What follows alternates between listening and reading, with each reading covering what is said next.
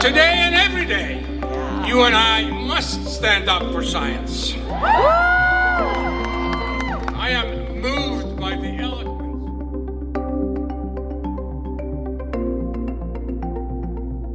Now I want to ask, how many in the crowd are in science and in science education? Just raise your hand.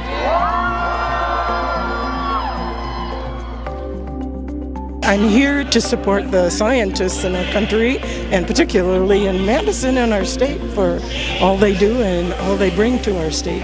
I think we need to let our voices be heard. I don't think enough people are outraged or upset enough, maybe is a better word, that I just feel you have to start doing something. People have to hear our voices. You need to write it, sing it, shout it, whatever you can do, just to be heard and get the message out, because I still think people aren't hearing it. The scientists are mostly talking a lot about the value, both personally and to the state and to the economy of our state and the world, for the research that they do and the amount of money that they bring to both the Wisconsin economy and the country.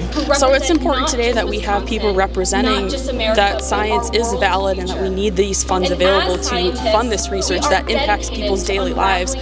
I don't think sometimes we appreciate as much how much science impacts our daily lives, from just the food we eat that every morning, that breakfast on our table, our lunch, the phone in our pocket, the computer that we have, the medicines that we take. That all comes from research driven, primarily from state or federal funding. My name is Kathy Miner, and I am proudly another of the Raging Grannies.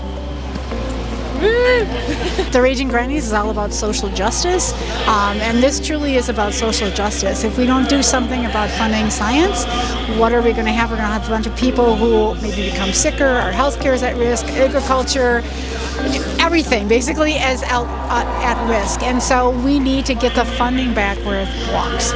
We just can't see how anyone can think that cutting funds to science makes any sense at all. It's the thing that saves lives, and it finds cures for diseases and predicts the weather and helps us cope with the conditions of modern life. I have kids. The kids have been vaccinated. They rely on doctors to keep them well. We rely on the doctors for advice.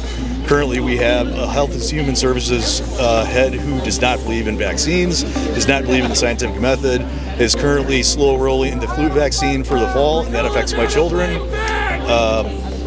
There are multiple other instances of science being completely ignored by President Ivermectin. I work as a naturalist. I have been in the natural sciences for my working career, and I see what's happening to the planet and to the climate, and that's the most personal thing to me, is that I also have grandchildren, and the climate and the wild nature that they live with in their lifetimes is going to be substantially different than what I have known, and that's a tragedy, because this is the only planet we have, and we can't. There's nothing that can justify the treatment that is being given to it. I do suffer from chronic pain, and science is very great at finding new avenues to help people that have issues with pain. And my father died of cancer at the young age of 61. So cutting cancer research and all forms of scientific research is detrimental to the entire population of the planet.